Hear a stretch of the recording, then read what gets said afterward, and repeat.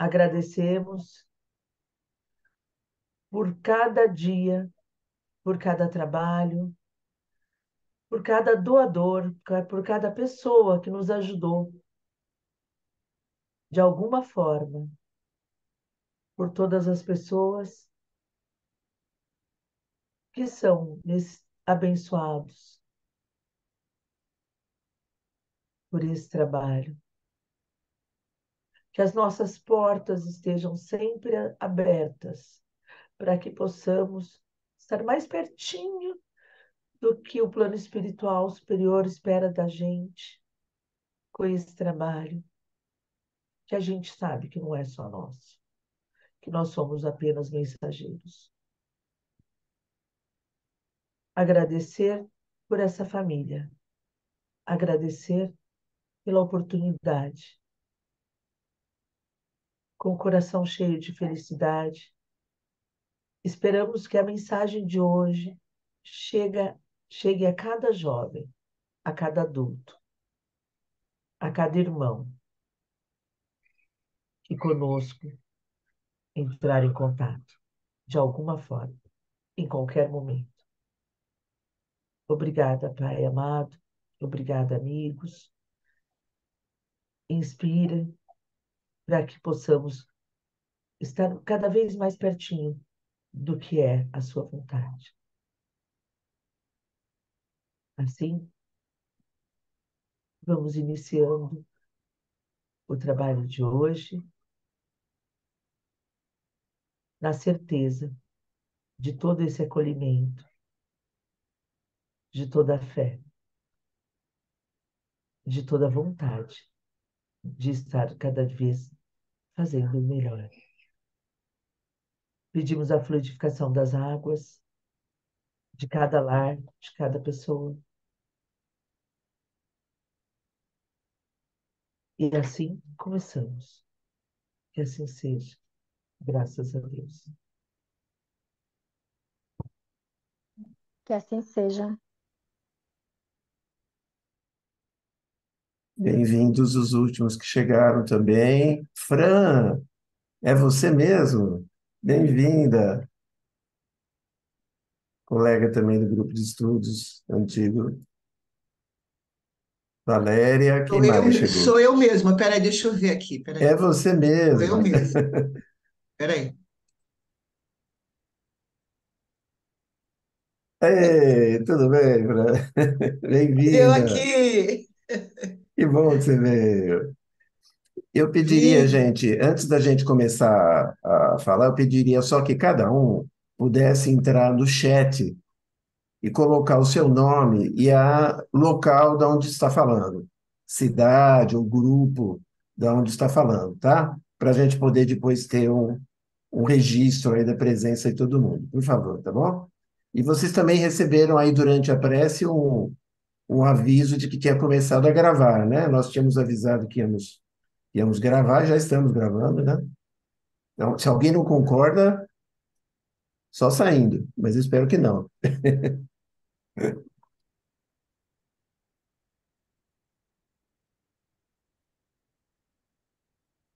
Podemos? Como a Valéria comentou, né, agora há pouco, na prece, muito obrigada, Val, por essa prece que enche nosso coração de alegria num dia tão especial, né? E como vocês sabem, pelo convite, inclusive que a gente colocou nos grupos, hoje, oficialmente, e aí nós vamos dizer depois por que oficialmente, o GEOA está completando o terceiro ano, né? Nós estamos comemorando o terceiro ano. Mas quando a gente fala extraoficialmente, a gente sabe que é mais que isso, né? É mais que isso aqui e é mais que isso saber lá da onde começou, né? O nosso trabalho. Mas quando a gente fala extraoficialmente aqui nesse plano, né? Aqui nessa nossa reunião corporal, o nosso grupo, né, a união do nosso grupo, ela se deu lá no final de 2018, né, com um projeto iniciado, né, pelos jovens e que a gente, né, alguns integrantes aqui do GEOA, deu início, né, ou deu prosseguimento daquele projeto que os jovens tinham idealizado. Projeto esse que tinha por intuito, né, por ideal, de praticar a caridade, né, os jovens praticarem a caridade através das suas próprias atitudes, né? Então, como que um jovem poderia participar, fazer a caridade, poder ajudar, sem necessariamente depender dos seus pais, depender de recursos, né, da família. Então, o projeto ele se deu, foi um período grande de estudos, aonde a gente estimulou, né, os educadores estimularam esses jovens a pensar como eles poderiam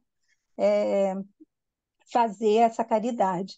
E foi muito fácil, porque eles tinham na cabeça, eles tinham no coração aquilo que eles queriam fazer, e eles colocaram, né, esse projeto, esse sonho no papel, junto com os educadores, e daí, né, saiu esse grupo que, em 2019, por volta do mês de setembro também, né, começou a dar seguimento nesse projeto dos jovens, levando alguns irmãos em situação de rua da Lapa, né, daqui da capital, alguns alimentos, alguns itens de alimentos, alimentos esses que os jovens queriam que fosse levado até esses irmãos, algo que fosse diferente, algo que eles gostavam. Eles queriam levar para esses irmãos em situação de rua, não o trivial que todo mundo oferecia, que era uma marmita, que é importante também, mas eles desejavam levar para esses irmãos algo que eles gostavam de comer. Então, eles falaram: ah, tia, a gente quer levar um biscoito, a gente quer levar uma fruta, a gente quer levar. Ai, acho que eles precisam de água. Ai, acho que eles querem um lanche bem gostoso.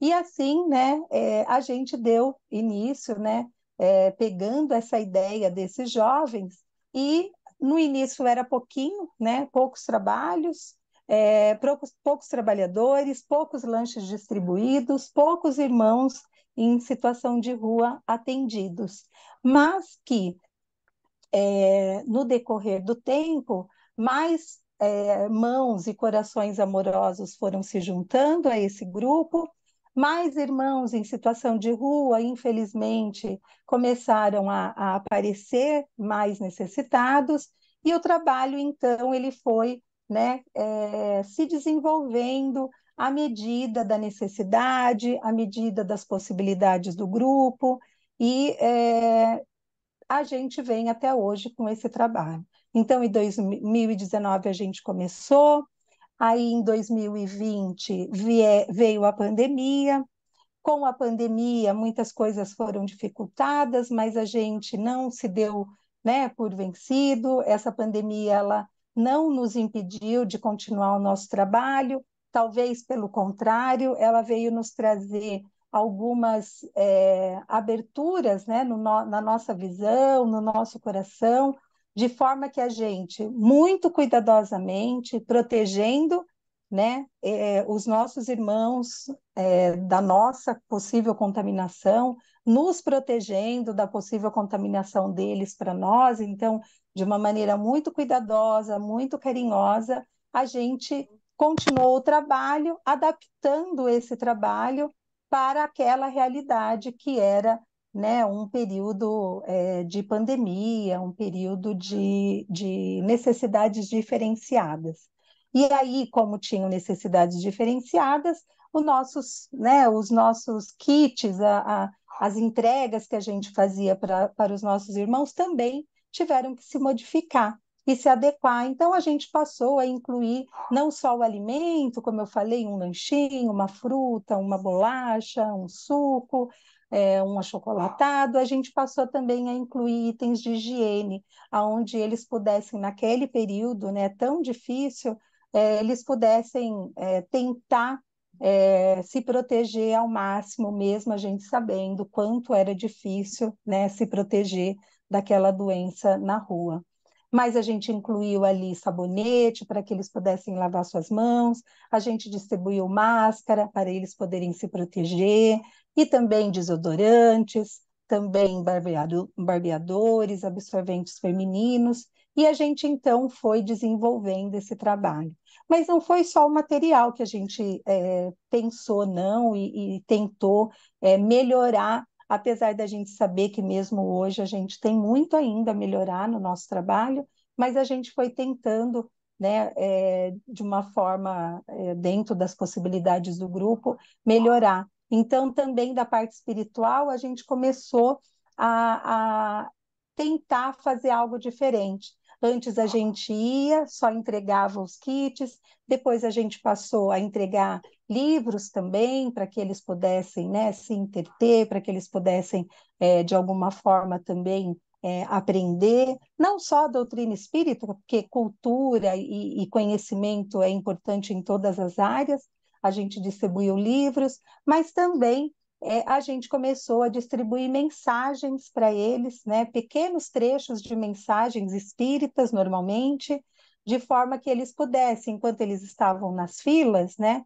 esperando para receber o item, né, o kit material, eles também pudessem ter contato com partes, né, de algumas mensagens espíritas, ou de Emmanuel, de André Luiz, né, mensagens que eles pudessem ali naquele momento também tentar se conectar com um plano maior, porque a gente sabe que aquele trabalho de levar o alimento, de levar algo material, é só uma desculpa, né, para que a gente, junto com eles junto com a gente pudesse criar um ambiente protegido, um ambiente acolhedor, um ambiente propício para que o plano espiritual pudesse agir, né, de alguma forma, atendendo a parte espiritual, né, emocional daqueles nossos irmãos e nossas também, porque como a Valéria falou, nesses trabalhos muito mais a gente ganha do que a gente doa, né? E aí a gente começou então a distribuir essas mensagens, mas também ainda não satisfeitos com isso, há pouco tempo, há uns 2 meses atrás, a gente passou a entregar as mensagens e ler com eles essas mensagens e discutir com eles, né? Discutir no bom sentido, né? Tentando ali colher deles o entendimento e surpreendentemente muitos dos nossos irmãos nos dão aula quando eles leem aquela mensagem e traduzem aquilo para a vida deles, para o dia a dia deles e trazem para a gente ensinamentos que, às vezes, a gente, na hora que leu a mensagem, pensou em falar para eles, a gente não tinha muitas lições. Bom, e aí o grupo do GEOA, então a parte social nossa né, se baseia aqui nesse trabalho com moradores em situação de rua, mas a mensagem espírita, o conhecimento também muito, muito, muito importante, né? É a dele que a gente extrai todo o subsídio para que a gente possa praticar. E a gente, então, no grupo, desde 2020, a gente começou grupos de estudo. Hoje a gente tem um grupo de estudo do introdutório, às quintas-feiras, o Livro dos Médiuns, que é o horário que está nos cedendo aqui, né, o grupo que estuda de segundas-feiras, e também a gente tem um trabalho que a gente faz de passe e vibração, né, passe e vibração à distância, também com o estudo das obras póstumas, que a gente faz aos domingos de manhã, ou presencial, após as ações, ou virtualmente, nos intervalos, né, quinzenais aí hoje, né, quem é esse grupo, né, de quantas pessoas são compostas o nosso GEO atualmente. Quando a gente olha para os 3 grupos de estudo, a gente tem em torno de 40 pessoas inscritas, é claro que a gente não tem todo esse número participando todos os dias, mas a gente tem aí em torno de 40 pessoas inscritas, e no grupo de trabalho da ação social a gente tem mais de 20 colaboradores diretos, fora as mãozinhas amorosas que nos ajudam indiretamente, que muitas delas a gente ainda nem teve a oportunidade de conhecer seus rostinhos, mas a gente as conhece através do carinho, né, do trabalho que eles podem nos ajudar. Então, lá no começo, bem pouquinho, né, mas com um desejo enorme e amoroso de servir, de aprender e de espalhar essa ondas de amor. Hoje a gente, né, somos muito mais, mas continuando com essa vontade ainda maior e com a certeza de que a gente ainda faz pouco, de que a gente precisa entregar e se dedicar muito mais, quando a gente se compara com as bênçãos que a gente recebe desse plano espiritual, de Deus e de Jesus, que nos apoia e que, como a Valéria disse na prece, tem muita paciência com a gente, né? E espera o nosso time, o nosso momento, e a gente aqui, mesmo que devagarinho, muitas vezes deficitários, mas a gente tenta aqui fazer o nosso melhor. E contando sempre com a ajuda, né, do planista. É um pouquinho do resumo aqui do nosso estudo, do nosso trabalho, do nosso grupo, de como começou, principalmente aí para as pessoas que estão participando hoje pela primeira vez, mas é com muito carinho que a gente está aqui no dia de hoje para dar início a esse estudo, que vai ser um estudo diferenciado, né? Apesar da pessoa ser muito conhecida, mas é um convidado ilustre hoje que a gente tem, né? Hoje a gente vai, ilustre. Hoje a gente vai ter um dia um pouco diferente das outras segundas-feiras, onde a gente tem um tema específico né, a ser exposto aqui. O Ricardo, que hoje é o presidente do grupo de estudos espíritas Ondas de Amor, também faz parte aí do Departamento de Infância da USE aqui da Lapa, da USE de São Paulo, e hoje ele vem para falar um pouquinho para a gente de um tema aí especial. Vou deixar ele expor o tema e já começar, porque acho que eu falei demais já. Obrigada, Ri. Obrigada, gente.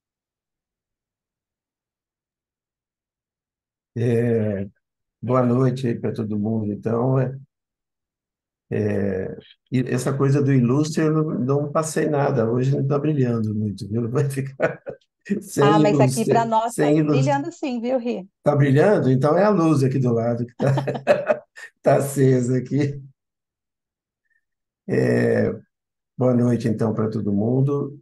É, a gente está muito feliz mesmo aqui no grupo por conta de que hoje, exatamente hoje, é a data da comemoração dos 3 anos oficiais, 4 anos não oficiais, né, do grupo Ondas de Amor.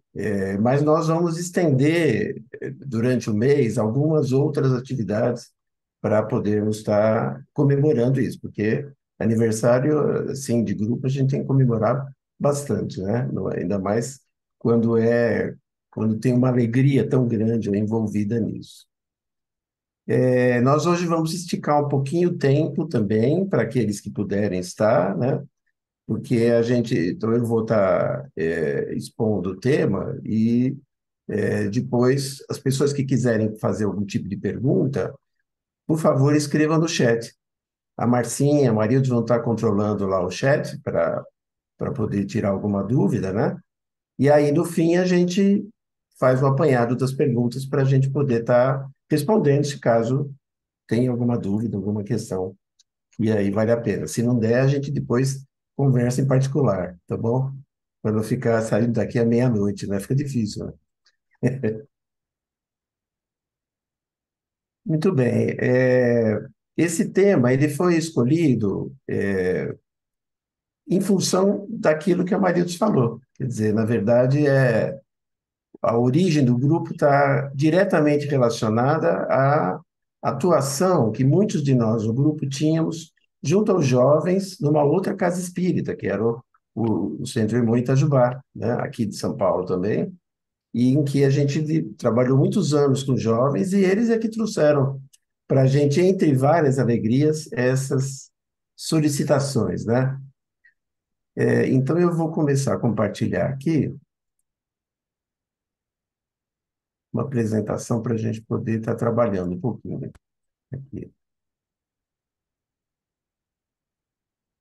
Vocês estão vendo? Sim, Ri. Está vendo?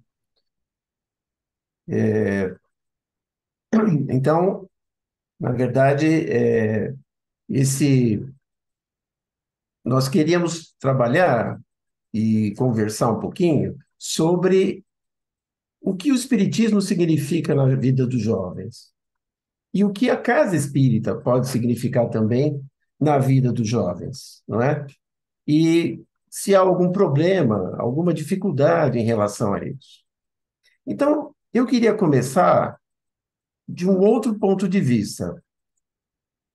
Então, deixa eu ver se aqui funciona direitinho. Vocês estão vendo aqui uma figura, né? Vocês estão vendo aqui os macaquinhos simpáticos? Sim. Então, eu vou. Sim, sim. Conta-se que isso está publicado, né? Conta-se que na década de entre 1950 a 1960, mais ou menos, pesquisadores japoneses fizeram uma pesquisa nas ilhas em volta do Japão. Eles queriam, depois de tantos eventos, com guerras, etc., eles queriam analisar como é que estava a população de macacos nas ilhas em volta do Japão. Então, eles começaram a fazer um registro do número de macacos em algumas dessas ilhas. E como é que eles faziam isso?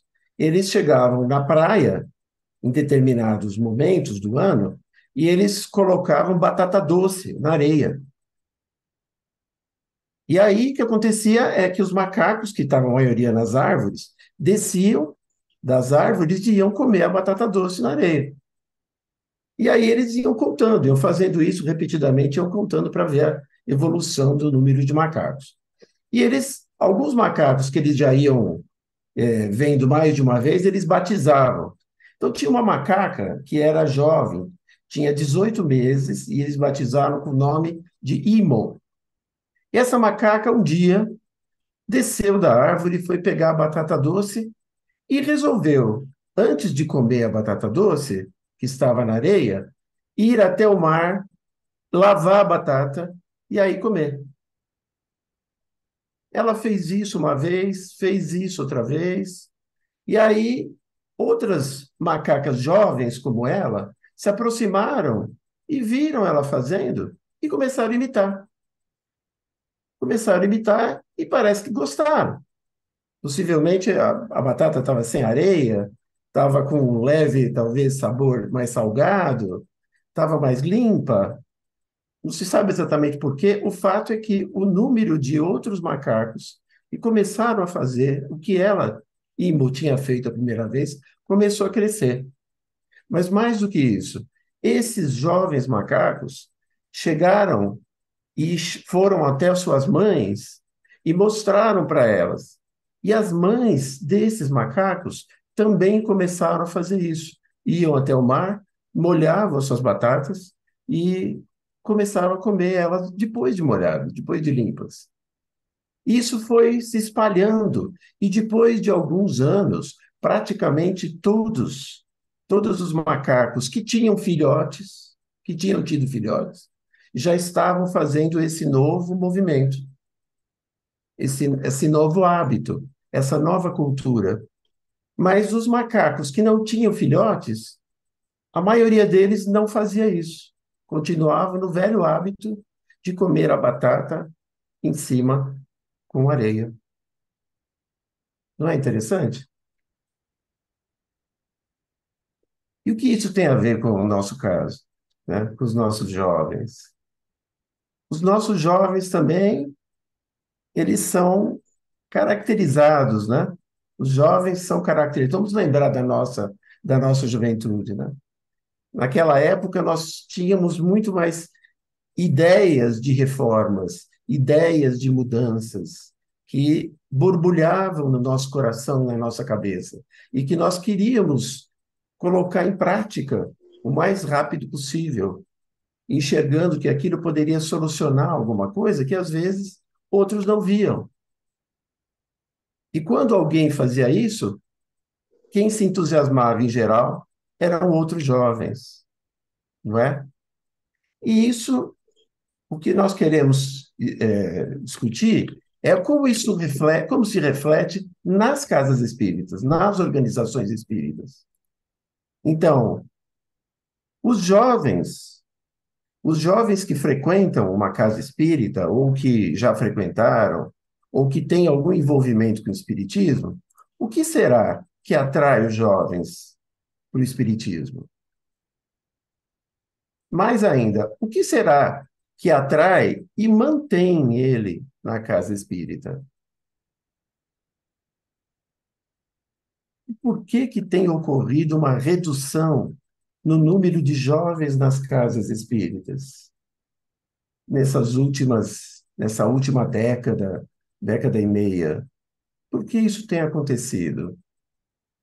Tanto é que o número de lives e palestras e rodas de conversa a respeito desse tema tem aumentado muito aí nos últimos meses. Claro, para todos aqueles que trabalham com jovens numa casa espírita, ou já trabalharam, ou no movimento espírita, tem uma série de fatores que, na prática, a gente sabe que favorecem o interesse, a permanência dos jovens, não é? Um estudo dinâmico da doutrina, que não seja só expositivo, meramente expositivo, e nem os adultos agora aguentam muito só expositivos. Espero que vocês aguentem aqui a nossa fala, tá certo? Até o fim. Um estudo dinâmico várias pedagogias diferentes, discussões de temas atuais, que a gente não se furte a discutir temas atuais, temas sensíveis, que às vezes a gente gostaria de falar, não, esse tema não, deixa mais para frente. Não, mas é aquilo que eles querem, aquilo que motiva eles a tentar entender se o espiritismo pode ajudar com aquele tema. Dramatizações, né? Em que eles dramatizam, em que os educadores dramatizam, arte, em que eles usam pintura, música, muita música, teatro, seminários para que eles também tragam e possam contribuir, né? Tarefas para que eles que sejam encomendadas, que sejam passadas para que eles façam e possam com isso também trazer a visão deles. Atividades em outros ambientes, visitas a outras casas espíritas, visitas a algum tipo de abrigo, passeios mesmo, em que se possa falar da doutrina no meio de um parque, de uma praça, de um lago, acampamentos, não é? Muitos de nós aqui vivemos essa situação, e como isso foi rico, ir para o fim de semana com os nossos alunos, não é? E às vezes com jovens de outras casas também, e fazermos atividades junto com eles, em que a gente se transformava de educador em índio, em homem da caverna, em mulheres de outros países, em animais, e fazíamos tudo com a participação deles, vibrante, não é? E trazendo não só a ligação entre eles, mas também o conteúdo doutrinário vivo. Produções, né, que a gente possa propor para eles que produzam textos, né, produzam vídeos, produzam mídias, eles fazem muito mais rápido do que a gente mesmo e com muito mais qualidade, não é? Para quem já trabalhou assim, sabe disso. Tudo isso, sem dúvida, contribui. Mas nós estamos tendo uma questão séria, Nos últimos anos, esse nosso amigo que aparece aqui na tela, o Ivan Franzolin, ele tem feito uma pesquisa que ele chamou de PNP, Pesquisa Nacional para Espíritas.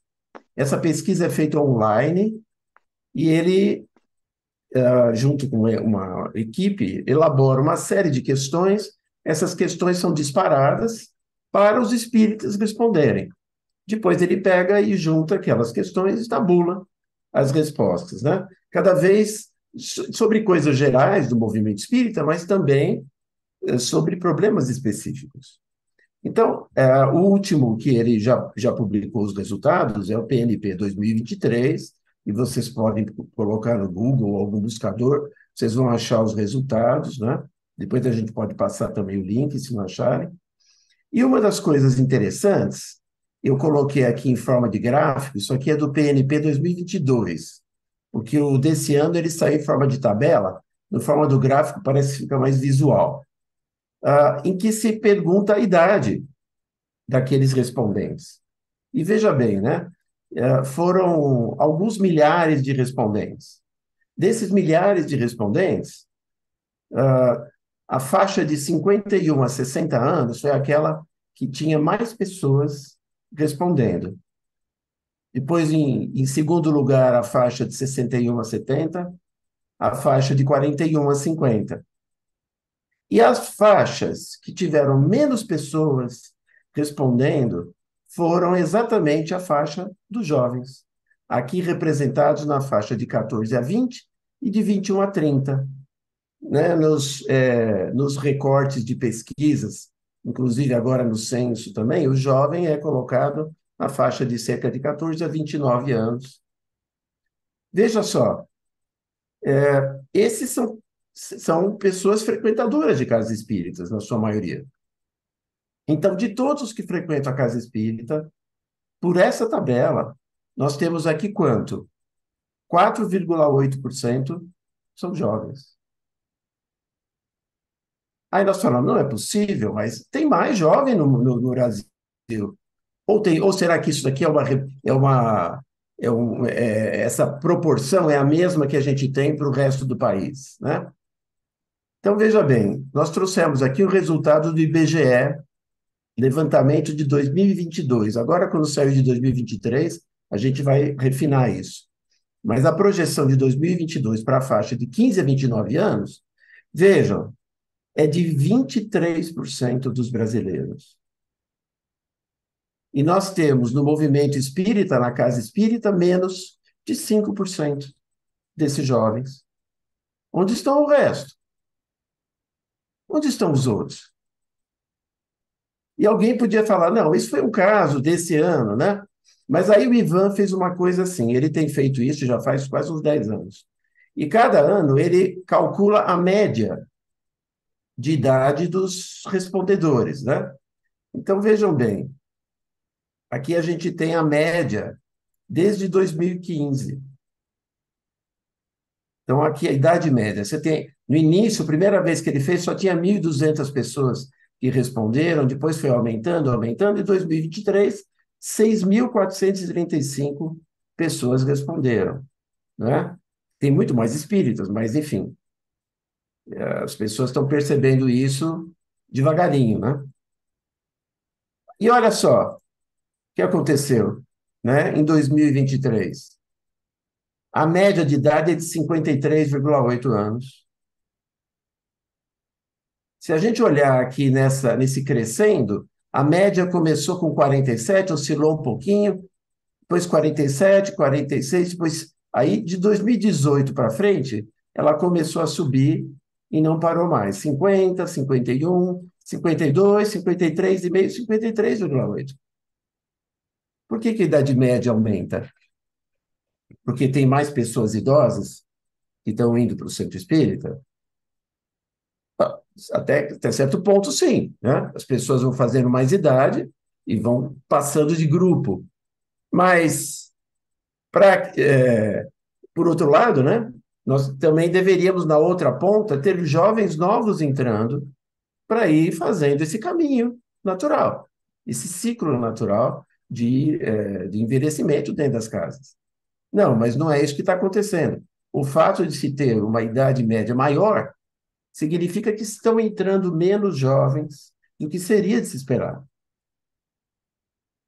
E isso tem preocupado muitas pessoas que têm pensado no futuro do movimento espírita, porque existe uma esperança e justificada de que os jovens do futuro possam assumir as tarefas que hoje são desempenhadas por pessoas de mais idade, possam dar continuidade, não é, à vida, às atividades da própria casa espírita. É natural que se pense isso. Mas o fato é que, quando se vê esses números, isso parece que está ameaçado. Por que será que os jovens aparentemente não estão entrando na mesma quantidade nas casas espíritas? Eu pensei também, uma das questões que ele fez no PNP 2023, analisando a resposta dos jovens. O Ivan tentou ir a fundo um pouquinho na causa, né? Então ele pergunta assim, pergunta número 9: você considera que a casa espírita que participa é suficientemente atrativa para os jovens de 15 a 29 anos?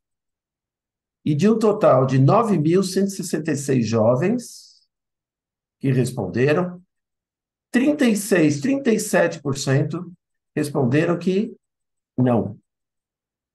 não acham que a casa espírita é suficientemente atrativa para eles. Mas quase 10% responderam não sei. E bastante, só 20,5%. É preocupante. Se mais de um terço, né, quase metade dos que responderam disseram que a casa espírita não é suficientemente atrativa, talvez a gente esteja chegando aí mapeando a causa dessa saída, né? Ah, entre várias atividades, nós participamos, junto com o Departamento de Infância da USE, de uma reunião em que foram chamados alguns jovens de algumas cidades aqui ao redor de São Paulo e dirigentes espíritas que trabalham com evangelização de crianças ou educação de jovens. E foi feito para eles essas perguntas que nós colocamos no início. O que atrai os jovens para o espiritismo? E para a casa espírita? E o que afasta os jovens da casa espírita? E as respostas foram muito interessantes, dando algumas dicas, né? Eles acham que é muito importante ter mais eventos e mais mídias para os jovens, porque eles têm mais familiaridade com aquilo e pensam que podem contribuir com a casa nas mídias. Mais oportunidades de usar arte dentro da casa. Aí dizia um jovem assim, a gente gostaria de avisar, de usar mais arte, cantar, etc. Mas a gente fala, eu vi um rock legal, que tinha uma letra tão importante. Aí a pessoa fala, não, não, não, tem que ser só música clássica, só música calma, né? Nem pensar. E aí o jovem fala, mas o que tem a ver uma coisa com a outra, né? Eles gostariam de se sentir parte da casa, terem mais espaços para falarem da sua vida. Eles não querem fugir. Eles querem sentir colhidos. Eles querem sentir que eles podem se abrir para o grupo de jovens, para o grupo que os recebe, e serem acolhidos. Não com o dedo em riste, você não devia fazer isso. Você não podia ser assim. Não, que fossem acolhidos como são. E pudessem falar, que eles pudessem entender a doutrina espírita e como ela faz relação com a sua vida. E, claro, eles diziam, e os dirigentes também, né, que a pandemia, de alguma maneira, não criou esses problemas, mas acentuou, né? Uma outra pesquisa que foi feita pelo Ivan foi feita especificamente para jovens, também nesse ano de 2023. E essa tem mais dados. Olha só. Questão 10, como você classifica sua motivação atual para continuar a ter interesse em estudar a doutrina espírita? Como é que você classifica de 1 a 5, né? A sua motivação para estudar a doutrina espírita. E olha, foi a maioria, 75% mais ou menos, disseram que a motivação era alta de estudar a doutrina espírita. Foram 306 pessoas jovens que responderam, né? Mas uma amostragem maior do que naquele evento que eu mostrei.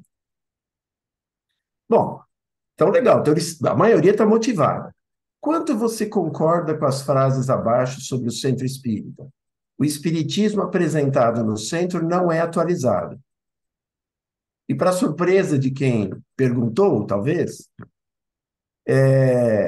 15% concordaram.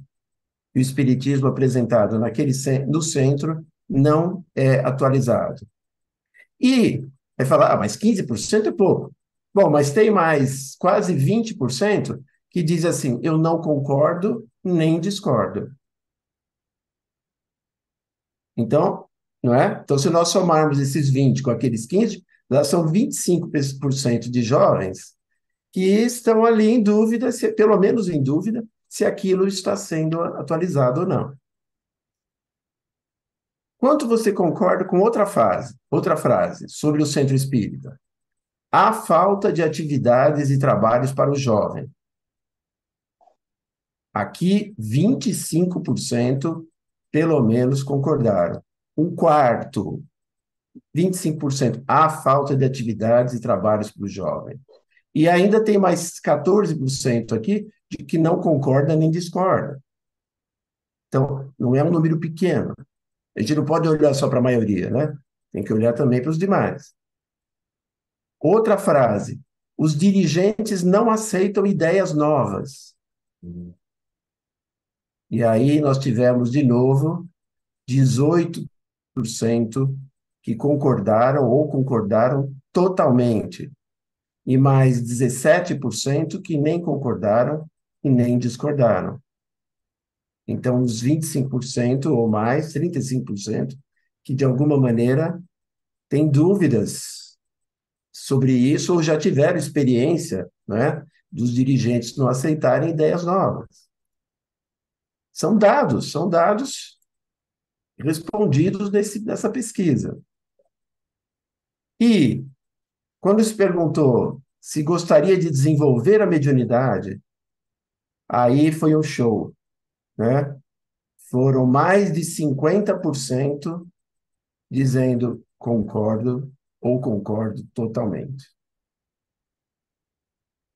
Eles estão expondo anonimamente naquelas perguntas, eles estão expondo as suas dúvidas, as suas insatisfações, que se crescem, passam a ser motivo para eles se afastarem, né?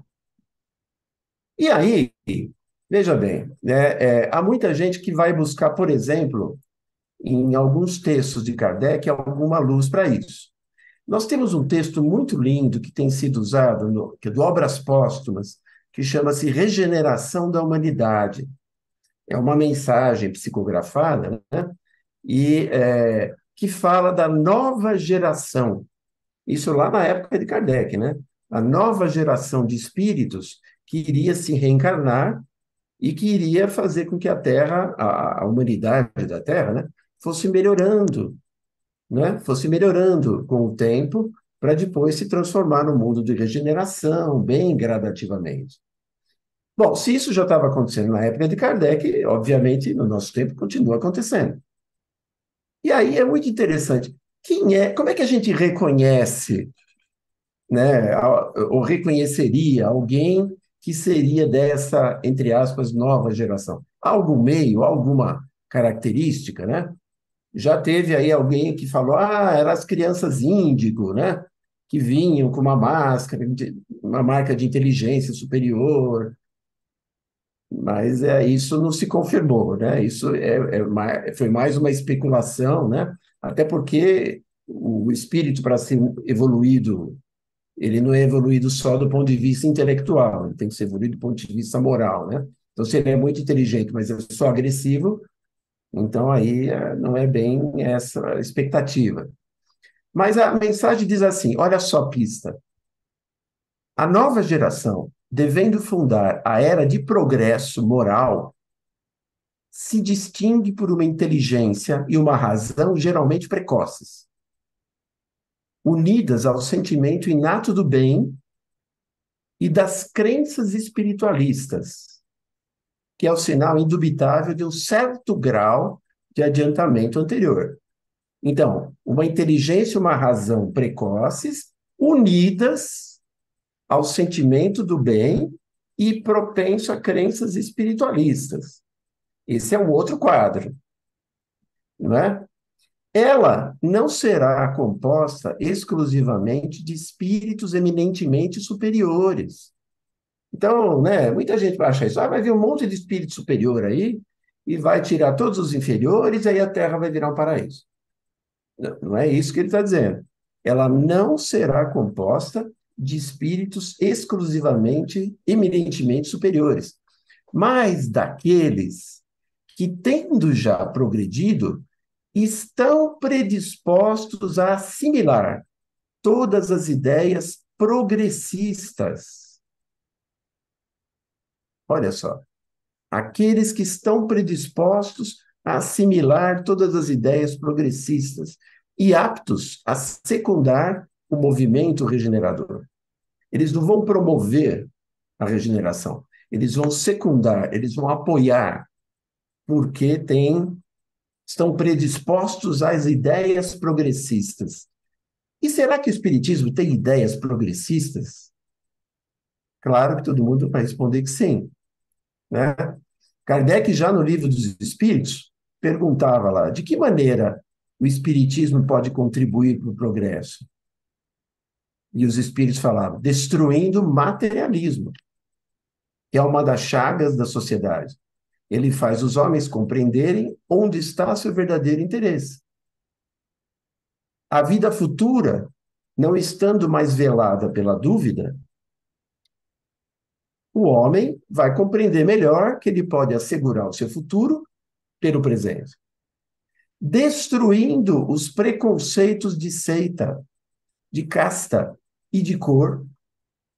Ele ensina aos homens a grande solidariedade que os deve unir como irmãos. Então, é isto o que eles colocam que o Espiritismo pode contribuir para o progresso. Não há uma varinha de condão, materialismo vai embora. É destruindo preconceitos de seita que nós temos e que o meio social cultiva, de casta, de cor, e considerando cada vez mais a solidariedade que deve nos unir. Será que o Espiritismo já fez ou faz esse papel? Olha só, vamos voltar lá no começo de quando o Espiritismo chegou aqui no Brasil e fazer uma viagem rapidinha pela história do Espiritismo. O Espiritismo chegou no Brasil no final da segunda metade do século XIX. Olha lá, tinha jovens também no século XIX, né? Com outros hábitos, com outras vestimentas, com ideais que queriam fazer a diferença também. E o Espiritismo chegou nessa época, na segunda metade do século XIX. Que contribuição que ele tinha para dar? E que contribuição que ele deu e que atraiu, ou não, os jovens daquela época? Quais eram as lutas dos jovens da segunda metade do século XIX? Vamos ver algumas aqui. Nós vamos colocar aqui, vejam, nós vamos explorar aqui uma questão que tem a ver, certamente, o impacto na manutenção dos jovens no movimento espírita, nas casas espíritas. Claro que não esgota todas as questões, nem é essa a nossa pretensão, né? Olha lá, no século XIX, o Brasil era escravocrata, desde 1500, né? A gente sabe disso. E ainda, só no século XIX, quase 2 milhões de novos escravos chegaram no Brasil. pelos navios negreiros. Veja que coisa louca. O Brasil foi o país do mundo que teve mais escravos da África, comparado com todos os outros. E nós sabemos que em 13 de maio, né, lá depois de 1888, houve a assinatura da Lei Áurea, né, a princesa assinou, a princesa regente, e libertou o Brasil, que já vinha sofrendo uma série de outras batalhas, né, antes disso, pela liberdade. Existiam vários grupos que já estavam se organizando, lutando para que houvesse essa libertação, né? E gradativamente o Brasil foi fazendo isso, muito à custa do empurrão, das lutas desses grupos, né? Eram os abolicionistas, eram ex-escravos, eram republicanos, eram determinados religiosos. E aí chega no Brasil o Livro dos Espíritos, primeiramente em francês e depois é traduzido em português.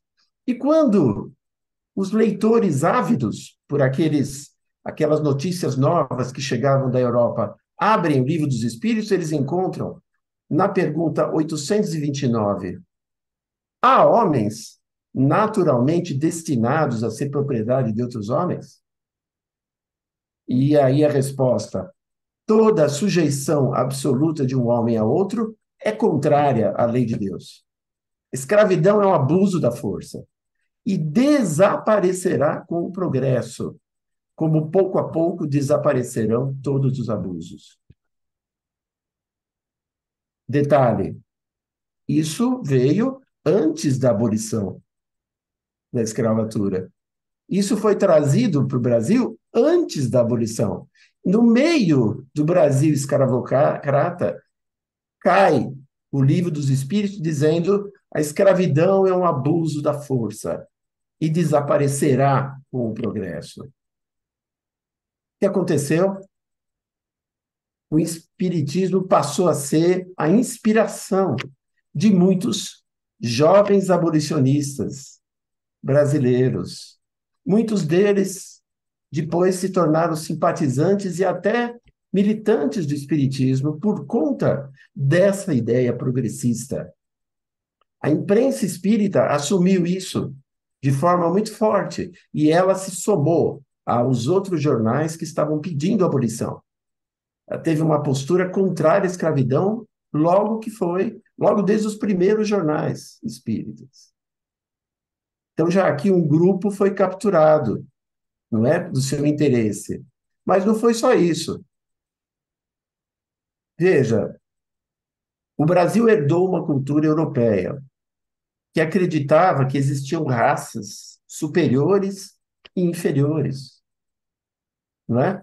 Os europeus achavam que eles eram civilizados e que os outros povos eram povos inferiores e que eles podiam civilizar, podiam ensiná-los, não é?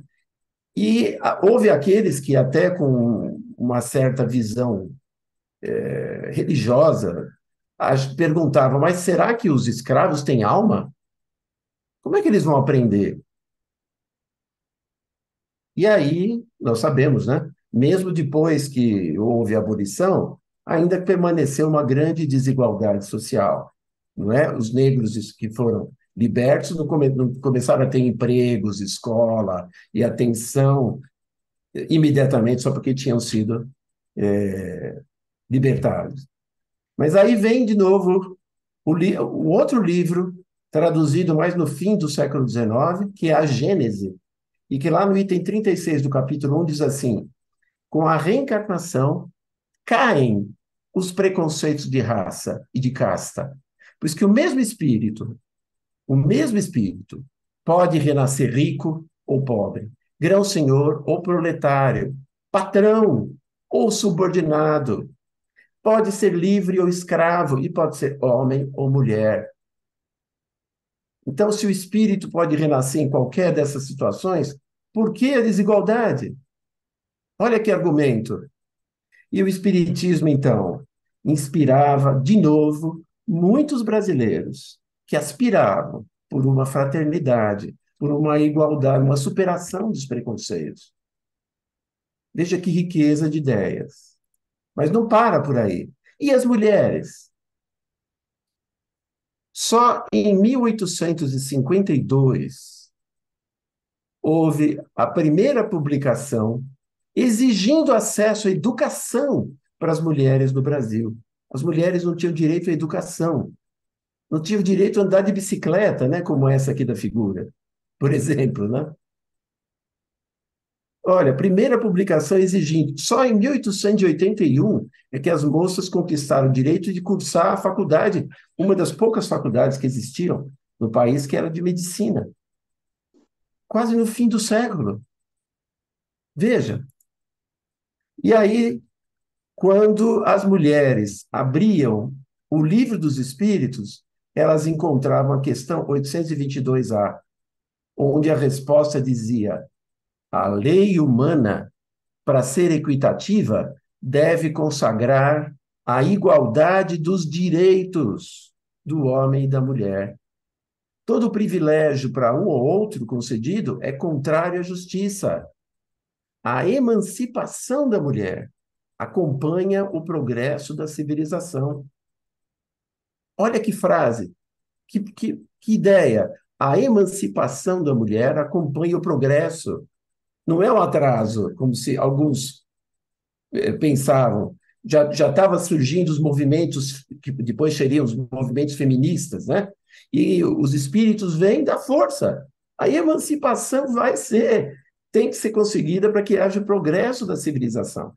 Se as leis forem desiguais, não tem civilização. E o que aconteceu? O espiritismo inspiraria muitas mulheres, muitas jovens mulheres brasileiras que lutavam para que os seus direitos fossem alcançados. O espiritismo veio e trouxe uma força para as inspirações de progresso.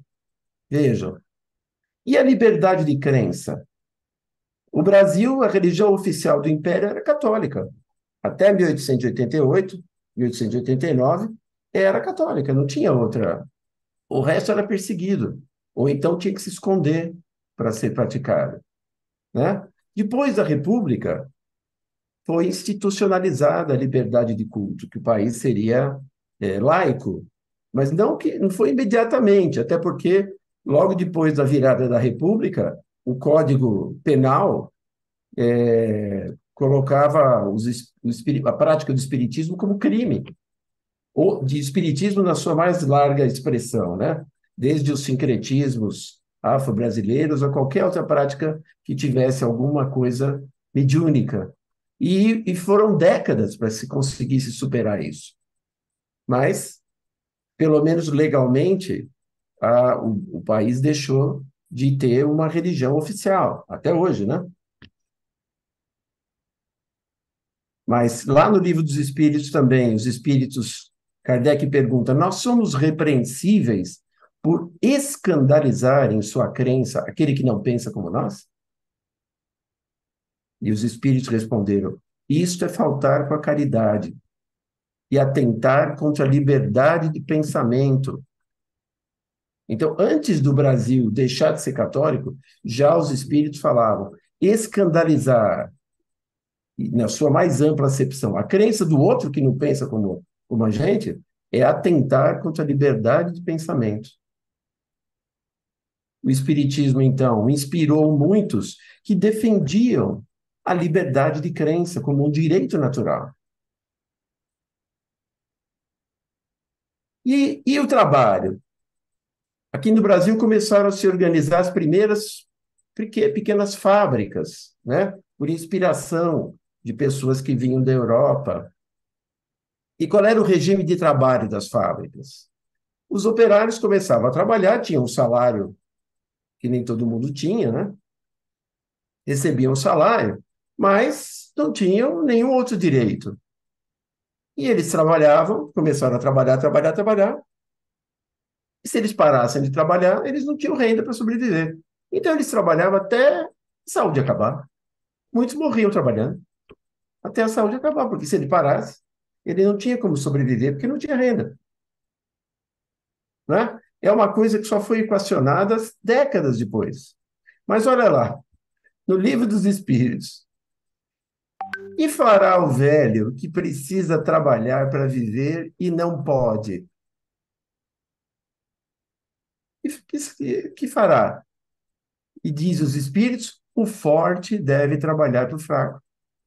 Na falta da família, a sociedade deve ampará-lo. É a lei da caridade. Hoje nós chamamos isso de previdência social, né? Então, o espiritismo inspiraria muitos trabalhadores que lutavam pelos seus direitos, né? Pelos seus direitos trabalhistas, direitos de pessoas que estavam trabalhando, muitos dos quais só foram se concretizar 10, 20, 30, 40 anos depois. E talvez alguns ainda não se concretizaram. Mas o livro do Espírito já falava, a sociedade deve amparar o forte, o fraco. Fraco que é o idoso, mas o fraco também. Aqui ele não fala só o idoso, ele fala o fraco, o doente, né? Por exemplo. Veja que visão profunda que o Espiritismo trazia. Visão avançada para a época. E no século XX, rapidamente, né, o movimento jovem se alastrou no país, o movimento jovem espírita. Então, nós tivemos aí, lá por os anos 1930, na época que surgiram os primeiros livros do Chico Xavier, né? O primeiro livro, Parnaso de Além Túmulo, o Chico tinha 22 anos, era um jovem. E foi uma inspiração, né? Entre várias coisas, e começaram a ser fundadas as primeiras mocidades no interior de São Paulo, na capital também, no Rio, em Minas, em várias cidades. Começaram a aparecer as mocidades.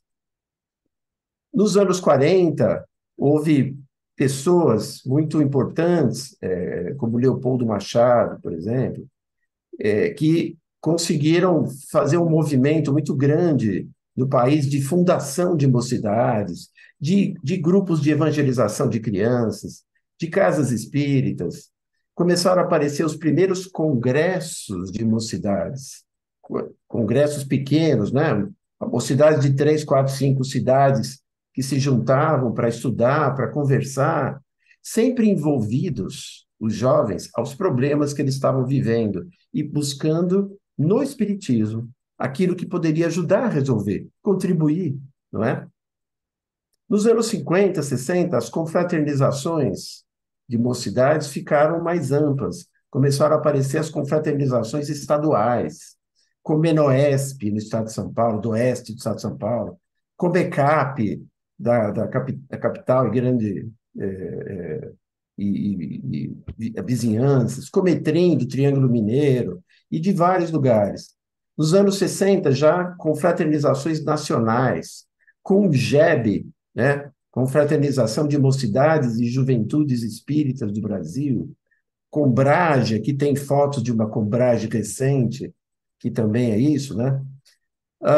Começaram a se fundar mocidades independentes e juventudes, que eram também grupos de jovens de estudo, mas que eram atrelados a casas espíritas, como departamentos de casas espíritas.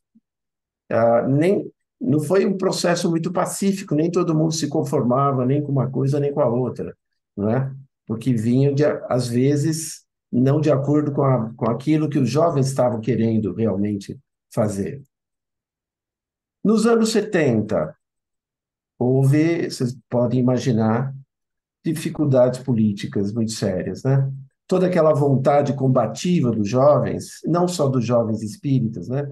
Mas dos jovens no geral, começou a ser perseguida, né? Pelo golpe aqui que nós tivemos, e houve uma retração dos movimentos jovens, porque por questões de tinham que se enfrentar à força, né?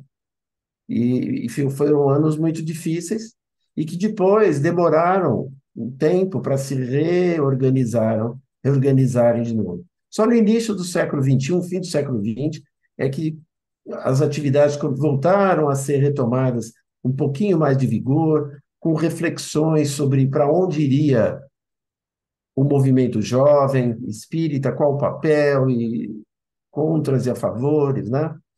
E isso continua até hoje, nessa época dessas nossas dúvidas, né? E nós estamos agora no século XXI, já, né? Terceira década do século XXI. E será que hoje o Espiritismo tem contribuições para dar? O que que o Espiritismo hoje tem que pode atrair os jovens para eles? Que bandeiras, que ideias o Espiritismo tem que hoje estão respondendo aos anseios dos jovens de hoje? Muitas daquelas que nós vimos antes continuam ainda, né? E apareceram algumas novas. Então, no que mais o Espiritismo pode contribuir com os desafios do século XXI? Desafios do século XXI, veja só. Nós temos um problema aí, né? Apareceu recentemente o problema das descobertas científicas versus a postura de negacionismo, que nós sentimos muito forte aí durante os anos de pandemia, né? Aqueles que não queriam, que não aceitavam as vacinas e criavam notícias falsas a respeito, aqueles que não aceitavam a mudança do clima do mundo e que também, até hoje, né, produzem notícias falsas, e enquanto os problemas vão se acumulando. Mas o Espiritismo já tinha e tem orientações bem definidas para isso. Se a gente for lá no Livro dos Espíritos, no capítulo 4 do Livro dos Espíritos, nós temos lá uma frase muito interessante. Se a religião se nega a avançar com a ciência, esta caminhará sozinha. E lá ainda a Gênese, o Espiritismo e a ciência se completam reciprocamente. Então, do ponto de vista do Espiritismo, a orientação é clara. O Espiritismo caminha com a ciência, porque se ele parar, se ele ficar para trás, a ciência continua e o Espiritismo vai ficar para trás. Como pode ser que em alguns pontos até já esteja, não é? O Espiritismo precisa caminhar com as descobertas reais da ciência. E esse é um anseio também dos jovens, cada vez mais se escolarizando, cada vez mais entendendo as conquistas da ciência, principalmente nesses últimos 100, 150 anos, e querendo juntar as coisas, né? E mais que o Espiritismo pode contribuir com os desafios do século XXI? E o desmatamento? O problema do desmatamento em excesso, das queimadas com objetivo só de lucro, a caça sem objetivo de alimentação ou outras questões assim. O Espiritismo do século XXI pode também ter respostas para isso. Diz lá no Livro dos Espíritos, toda destruição que ultrapassa os limites da necessidade é uma violação da lei de Deus. Essa é a orientação que os espíritos já traziam há cento e tantos anos. Destruição que ultrapassa o limite da necessidade, não é por alimentação, por agasalho, é uma violação da lei de Deus. Essa é a orientação para aqueles que estão lutando, que apoia aqueles que estão lutando contra os exageros disso tudo. E mais, tem mais. E quanto à questão da diversidade de gêneros e a diversidade de afetos, que hoje se escancarou pelo mundo, não é que foi criado agora, mas que se escancarou e que as pessoas falam e reclamam. Será que o Espiritismo condena? Não é? O Espiritismo, como diz aqui o cartaz, né? O amor cristão, a pessoa que é homoafetiva merece o inferno? Será que a pessoa que tem uma outra visão não heterossexual da vida, dos seus afetos, da sua própria consideração do seu gênero, ele deve ser abatido? Alguns dizem isso. Alguns dizem isso. Lá não pode existir isso. Está condenado lá desde do Antigo Testamento, não é? As pessoas vão buscar lá frase fora do contexto e trazem aí. Será que é isso que o Espiritismo faz também? E nós vamos nos unir com aqueles que hoje fazem o país ser o país campeão na morte de pessoas transexuais, por exemplo, já há 14 anos. Não, não é isso que o Espiritismo fala, né? De novo, lá no Livro dos Espíritos, são os mesmos espíritos que animam homens e mulheres. Não há espírito homem, espírito mulher. É o mesmo espírito que anima homem e mulher. Quer a gente tenha, quer a gente acredite ou não, quer a gente se sinta confortável ou não, já podemos ter sido de sexos opostos, biologicamente. Já podemos ter tido diversas situações. Podemos ter sido mulheres ou homens em 1000 anos atrás, há 500 anos atrás, há 200 anos atrás, que são situações completamente diferentes de hoje. E hoje, na nossa memória espiritual, temos tudo isso. Vivemos tudo isso. São os mesmos espíritos vivendo tudo isso e acumulando as experiências. Nossa, olha como é ruim. Olha como é ruim o som daqui.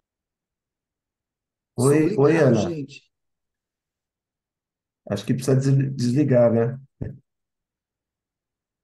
E a questão da justiça social e o preconceito, né? Durante a pandemia, isso ficou escancarado, né? Uma foto como essa mostra a proximidade entre aqueles que estão abaixo da linha de pobreza, que mal têm onde viver, e aqueles que têm os seus lugares tranquilos de vida e de sustentação. O que o Espiritismo vem dizer? O Espiritismo vem dizer, não, como alguns dizem, eles estão sofrendo porque eles merecem. Eles estão sofrendo porque no passado eles fizeram crime, então é o karma. Será que é isso? Não. O Espiritismo vem dizer outra coisa. Ele vem dizer que a desigualdade social é obra do homem e não de Deus. É obra do homem e não de Deus. Então, nós é que precisamos transformar a injustiça social em justiça, né? E não justificar o problema da desigualdade com uma ideia mal entendida da própria doutrina. Que mais? E a miséria e o consumismo? Há aqueles que pedem recursos para o próximo alimento, porque não têm o que comer para a próxima refeição, ao lado daqueles que têm e que consomem muito mais do que aquilo que precisam ou que vão dar conta, não é? Razão pela qual os lixões estão cada vez maiores com objetos que são reciclados e tudo mais, né? E aí? O Espiritismo não tem meias palavras. Questão 717. Os homens terão de responder pelas privações que ocasionarem. Então, se o meu excesso de consumo está tirando de alguém o necessário para viver, eu vou ter que responder. Eu e cada um de nós vamos ter que responder aquilo que estamos fazendo. A postura do Espiritismo não é de passar pano morno, não. É de mostrar claramente aquilo que pode estar errado e pode ser melhorado. E o respeito às crenças? Será que o Espiritismo diz, não, você não pensa como eu, não pode existir. Vamos lá e vamos atacar aquela igreja, atacar aquele terreiro. É isso que o Espiritismo diz? Não, o Espiritismo diz, já dizia, toda crença é respeitável quando é sincera e conduz à prática do bem. Toda crença é respeitável. Então, se há alguma atitude que espíritas precisam ter, é de respeito a todas as crenças. Claro que as pessoas podem ter as suas convicções. Eu prefiro essa convicção do que a outra. Mas toda crença e a convicção de quem quer que seja, se é dele e é sincera, que ele seja feliz. que ele tem todo o meu respeito, não é? Por ter aquela crença. Jamais o espírita pode, se quiser ser coerente com a doutrina, se prestar a um ataque ou um desrespeito a outro tipo de crença. E, de um modo geral, respeito a qualquer vida, né?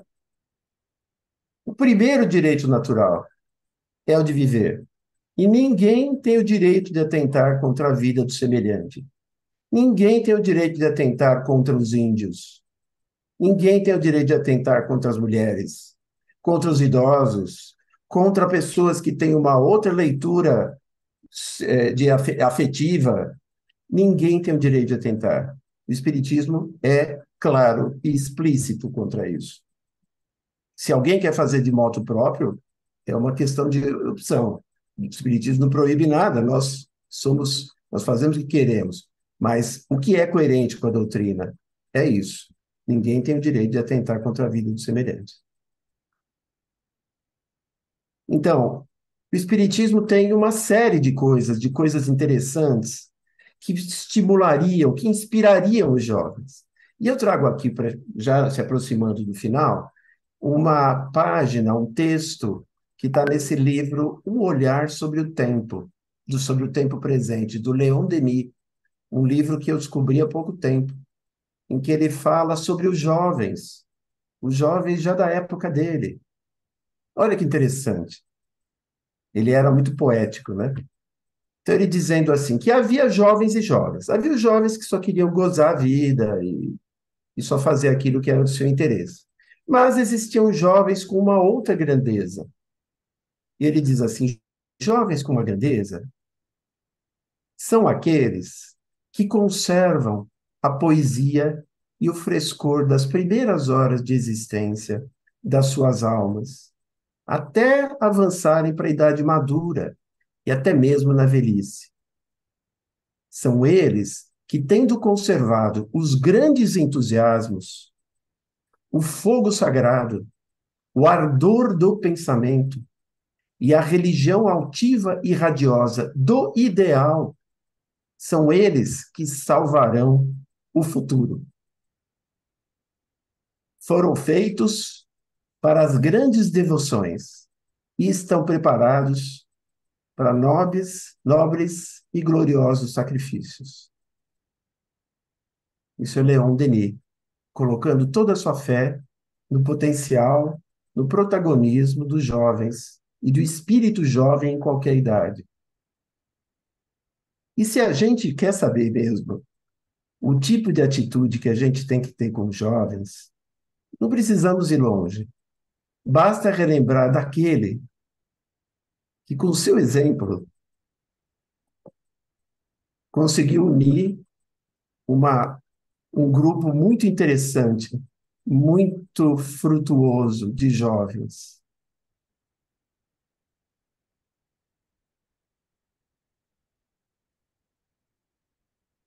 Então, Jesus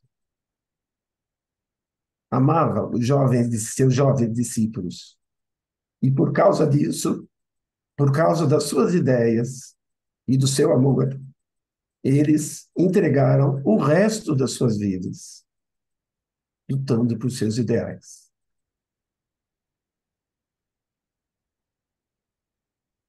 E eu paro por aqui. Obrigado a todos aí que conseguiram ficar até o fim do vídeo.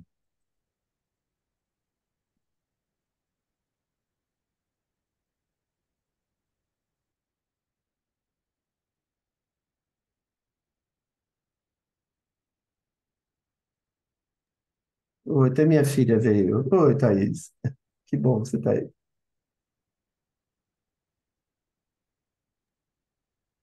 Gente, Ricardo, que delícia, foi muito boa a sua palestra, obrigada. Nada melhor como a gente comemorar os 3 anos de fundação oficial do GEOR, né? Com esta figura que você apresentou agora, né? Com essa ideia de jovens, jovens. E aí, A gente teve, quem quiser colocar, né, alguma reflexão, alguma questão, mas teve também aqui algumas colocações no chat, né? Não sei se vai dar tempo de todas, né? Ah, Por mim, deixa eu ok. ver. Oi? Por mim, ok. Né? Só um instantinho que eu vou. A Lari colocou, acho que naquela fase que você estava falando dos jovens, né? Que começaram a reforma trabalhista e a luta, né, do labor. A Lari tocou no tema que é do capitalismo, né? Que tudo é culpa do capitalismo, a Lari falou, né? E aí a Marildes também falou que tudo que envolve o capitalismo é tão importante compartilhar o espiritismo, que aos poucos com amor e vamos extinguindo o capitalismo, né, que significa detenção de poder, propriedade, né, acúmulo de bens materiais, né? Lembrando que talvez nós, nessa ou em outras vidas, possamos ter até contribuído para o crescimento desse capitalismo, né? E aí, né, a Marilsa também fala que hoje nós somos contra, mas podemos ter apoiado anteriormente. E logo a Larissa fala que bom que a gente evoluiu, né? Que bom mesmo, né, Lari? E vamos continuar, né? Posso comentar? Claro. Isso, é, a rigor, né, existe as teorias econômicas e existe a prática delas, né? Se nós formos pegar a essência da teoria econômica capitalista, realmente os ideais que estão ali não tem nada a ver com os ideais da doutrina espírita, né? Os ideais econômicos não tem absolutamente nada a ver, né? Por outro lado, as práticas que a gente só fala em capitalismo, fala do socialismo também, né? Comunismo, socialismo. As práticas que a gente conhece no mundo, socialistas ou comunistas, também deixaram a desejar em uma série de questões, né? Não se criou um regime socialista, se criou um regime estadista, né? Quer dizer, o Estado é que mandava e não o indivíduo. Então, na verdade, também não é isso, né? Mas a filosofia do Espiritismo tem muito mais a ver, né? Isso aparece em vários pontos da obra de Kardec, com a própria vida como Jesus vivia com os seus discípulos, né? É o compartilhar o pão, é o, é o, é o cooperativismo, né? Hoje a gente chamaria assim, talvez, né? De cooperativismo, né? Em que as pessoas não se distinguem pela diferença que têm, mas que elas contribuem para que todo mundo tenha participação em tudo, para que todo mundo tenha a condição de ter igualdade de direitos, de tratamento, né? E com liberdade das pessoas seguirem seus caminhos diferentes. A gente não pode achar que um regime que em todo o país separa pessoas com maior poder aquisitivo às custas de outros que vão viver na rua, que os moradores de rua não são só do Brasil, isso acontece em todos os países. A gente não pode achar que isso é o que se espera dentro da lei divina, né? Então, sim, a questão aí é muito clara. Mas isso não significa que a gente precisa sair com uma bandeira aqui ou ali, porque a bandeira em si não quer dizer nada, na prática que é, né? A gente tem que trabalhar no varejo, digamos, da luta diária, com essas inspirações sociais e coletivas. E se algum de nós tiver a chance de colaborar para melhorar leis, para melhorar regimes, a gente vai lá e vai tentar melhorar. Mas a maior parte das pessoas não faz isso, não chega, né? Bom, tem Essa é a minha mais duas visão, né? Quer questões. dizer que todo mundo vai concordar. Tem mais duas questões ali no chat. Uma até é da Valéria, que a Valéria Varita colocou se houve durante a ditadura algum grupo espírita, como se o espiritismo se colocou, se teve algum que defendeu a perseguição, né? Que defendeu os espíritas com a perseguição deles na época da ditadura. E eu só fiz uma colocação assim para reflexão, que na época, será que as mulheres tinham alma, né? Na época de Kardec, que Kardec tem um livro, né? Kardec para mulheres, que eu ganhei. Ganhei do meu colega aqui, do ilustre convidado. Kardec para mulheres, as ideias à frente do tempo, né? Que ele defendia que as mulheres deveriam ter o mesmo direito, e claro que elas tinham alma. Bom, Tem um artigo da Revista Espírita que é exatamente isso, né? Chama-se As Mulheres Têm Alma. é, Aí você lê o título, você fala, como assim? Kardec está duvidando, né? Mas o texto é brilhante, viu? Eu recomendo para todas e todos. Recomendo que é muito bom. Agora, a questão que a Valéria colocou é séria. Eu não tenho pessoalmente dados assim a respeito disso, vou dizer tantos sim, outros não, mas certamente sim, certamente tivemos grupos que se alinharam, que tiveram receio e se alinharam, não é? Veja que houve enfraquecimento do movimento juvenil, esse enfraquecimento aconteceu também por conta disso, infelizmente, né? Como também a gente tem até hoje, só que, graças a Deus, em menor número, né?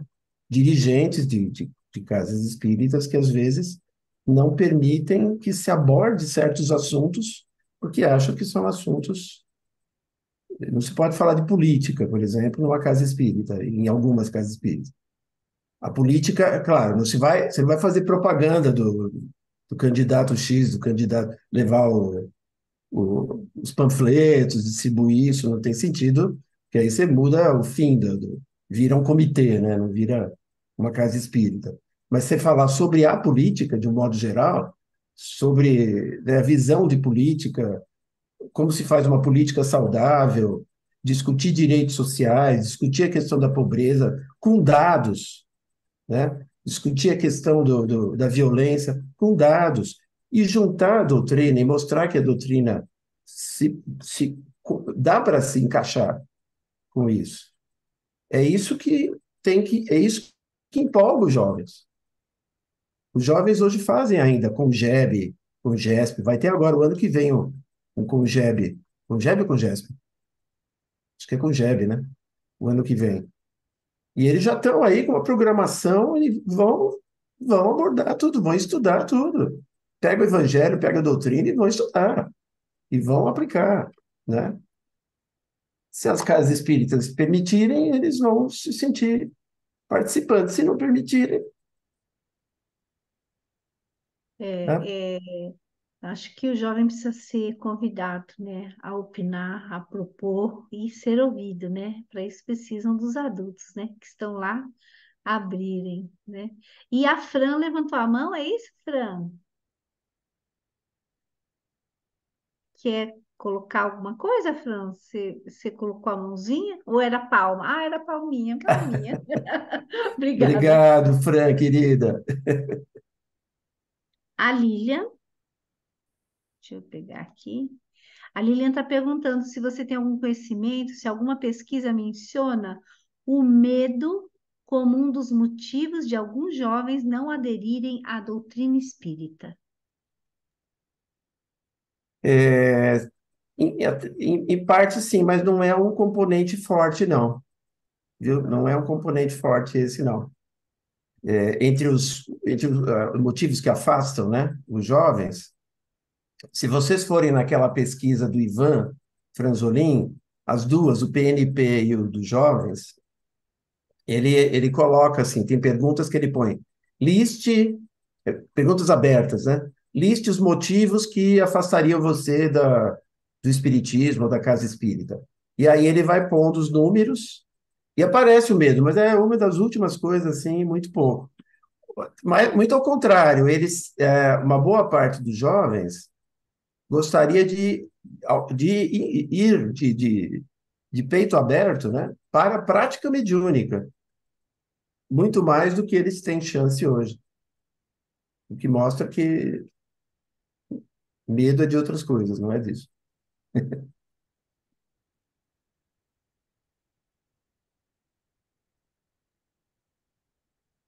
E a Lívia está perguntando, então, qual seria o principal motivo da evasão de jovens? Então, eu tentei colocar mais ou menos ali, né? Eu pus alguns, algumas partes só, né? Tem muitas perguntas, né? Eu pus ali uma meia dúzia de questões, mas ali ficou. Eu coloquei aquelas que eram mais chamativas, em quantidade, né? Ali ficou isso, quer dizer, uma boa, até um terço dos jovens, né? Achando que não tem voz na casa espírita, né? Quer dizer, que tentam colocar ideias novas, mas os dirigentes nem dão bola, ou então não querem ouvir. A maneira de ensinar a doutrina, que eles muitas vezes criticam, porque eles veem nas escolas, outros métodos de ensino, às vezes mais produtivos, eles acham que às vezes o método que se usa em algumas casas é um método que não é muito eficiente, não é? Então, essas coisas são as coisas que eles vão, não deixam falar em alguns temas, não deixam, né? São as coisas que incomodam mais aquela fração que se diz insatisfeito, né? A Mas é Márcia? interessante que a maior parte, só uma coisinha, é interessante que a maior parte dos jovens que se dizem espíritas, que aí ele pergunta assim, se você tivesse que mudar de religião, para qual religião você iria? Né? E aí a resposta é o, o- os que se dizem espíritas são aqueles que dizem em menor quantidade que gostariam de mudar de religião. E se fossem mudar, iam ser ateus, iam ser outras coisas, porque não vão para outras religiões, né? Então é interessante isso. Vale a pena pegar esses dados e tentar entender ali. Acho que tem mais gente aí, né, Marcia? É a Márcia e depois a Valéria, Varista. Deixa eu falar. Boa noite a todos, parabéns ao grupo. Estou muito feliz de fazer parte nesse dia tão especial junto com vocês, né? Apesar que quinta-feira, por um mês, eu vou ficar um pouquinho afastada, mas depois eu volto, tá? Mas, assim, e não é só o jovem, não. Eu digo por experiência própria.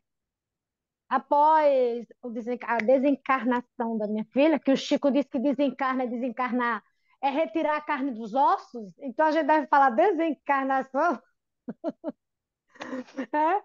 Então, após a desencarnação da minha filha, eu procurei, né, algo que me ajudasse naquele momento tão difícil. Então, eu fui para a casa espírita, aqui próximo da minha casa.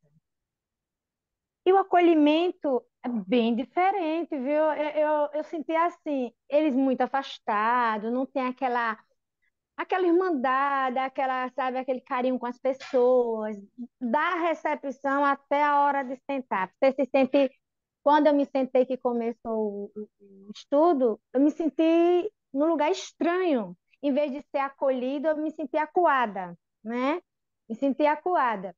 Então, quando foi após término da palestra, eu fui conversar e tudo. Não, foi só a primeira impressão sua, que eu sou muito de falar, não sou de guardar. Eu digo, mas porque eu me senti acuada, assim.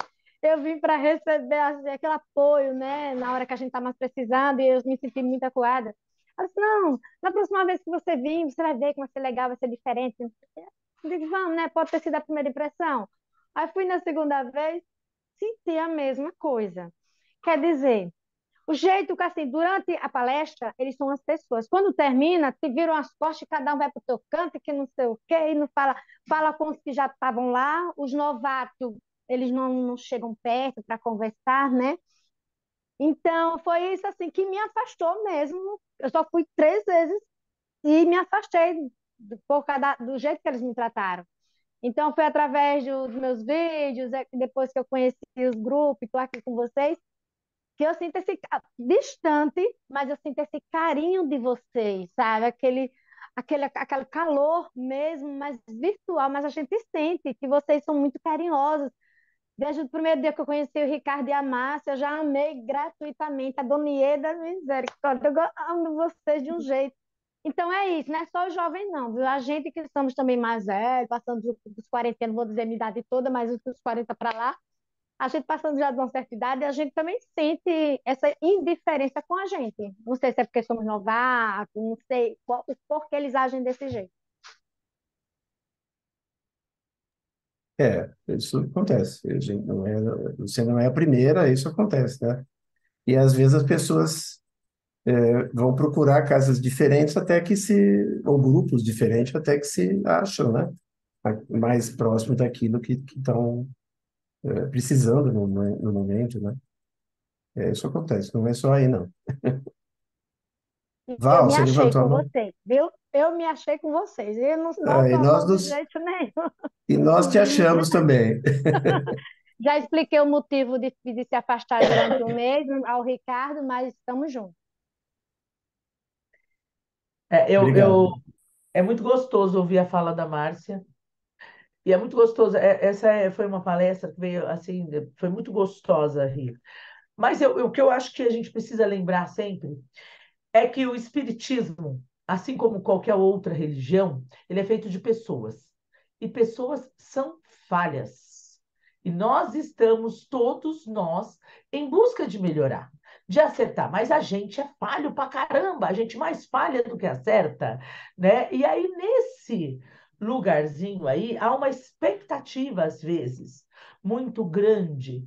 É, sempre quando eu acho que motivar o jovem, até o jovem sempre foi curioso, a gente que tem o espírito jovial continua sendo jovial, muito afim de conhecer, de como a Márcia disse, ir lá e estar no lugar e querer entender aquilo.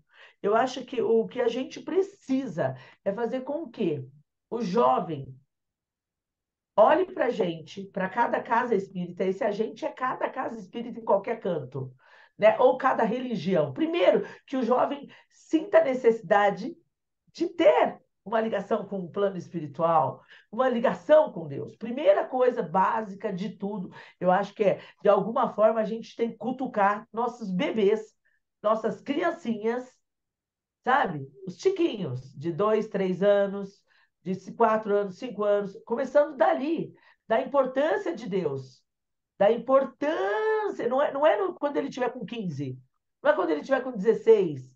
Ele tem que ser motivado a gostar e querer e saber que tem algo muito maior, é desde tiquinho. É desde tiquinho, sabe? E ver ali, acho que assim, ter motivo. Olha, você pode ajudar a melhorar o mundo, desde pequenininho. É você que pode ajudar. Oh, quero ver como que vamos fazer. Você pode fazer. Eu acho que é essa motivação que está faltando. Não está faltando a motivação exatamente. Aí, quando ele está jovem, já aparece um monte de outras questões para ele ter, lidar com ele mesmo, lidar com outras coisas. E se esse mote lá atrás, né, se esse incentivo anterior não foi grande o suficiente, ele vai caindo fora por conta de tantas outras coisas que vai acontecendo no dia a dia e tal. E aí, às vezes, quando a gente mesmo fala, né, ele chega e se depara com gente fechado, cabresto, que não, não pode botar um rock, não pode botar uma batida diferente, não pode botar um swing diferente, mas caramba, escuta o que ele está dizendo, escuta a letra, não é a forma, né? Não é a carapaça. Se a gente está falando, mas a gente estava querendo a carapaça. Então, como é que a gente vai conseguir convencer o jovem só se a gente estiver fazendo para inglês ver? Esse ditado aí é velho, hein? Mas eu acho que assim, acho que vai daí, eu não sei, o Gabriel, a Lari, que acho que são os mais jovens aí, porque olhando bem assim, Aninha, a Lavínia, Valerinha, Ieda, Ricardo, Márcia, a mãe Nada, do eu sou jovem, só que há mais tempo. então, nós somos jovens um pouquinmo mais adiantados, Eu né? também, sou jovem há mais tempo, Val, nem vem. Então, Eu diria que ainda estou criança. ó, ó, aí, ó. Bom, mas é isso, os jovens experientes, é isso. Mas eu acho que, assim, pensando nisso, talvez a Lari e o Gabriel mesmo, e a Thaís, que estava ainda, está aqui ainda, né, que viu tudo isso, eu acho que consigam expressar melhor isso. Mas eu acho que é esse mote. Como é que a Thaís vai fazer o Martim gostar? Né? Querer abraçar algo que ele vai seguir lá na frente, independente de que religião for, que ele vai abraçar. Que coisa Ezequiel vai fazer na vida para motivar os filhos dele, né? Eu acho que é nesses lugares, o João da Aninha, né? Eu acho que é nesse lugar que a gente começa a olhar agora para ver, porque talvez o erro também tenha sido nosso, de não ter conseguido motivar o suficiente a criança a gostar e a querer estar junto. Bom, a gente agora torce, né? E espera, e abre a casa, mas abre de verdade, né? Abre para escuta verdadeira, não para faz de conta. Aí acho que rola e vai dar certo. Falei muito, né? Muito. Não, perfeito, Val. Eu acho que você tocou num ponto que eu não tinha tocado, é muito importante, que esse processo de acolhimento não pode começar só quando ele é jovem, tem que começar antes, né? Você também tem que saber como receber e receber bem a criança para que ele se sinta acolhido durante o processo, né? Para novos jovens, sim, mas para quem é criança e está lá desde o começo, isso é fundamental, né? Evangelização de bebês e Ah, oh, evangelização mais ainda. do ventre, que eu fui ver o que que era, porque eu fiquei muito com gente, maravilhoso. E quando você vê uma prática de evangelização de bebê, bebê de 6 meses, 1 ano ali, já participando de uma atividade, e eles, gente, que coisa, eu falei, acho que outro dia numa aula, né? Nessa aula da Cíntia Vieira, que ela é uma super, né, desde 2014, 15, que ela faz evangelização de bebê.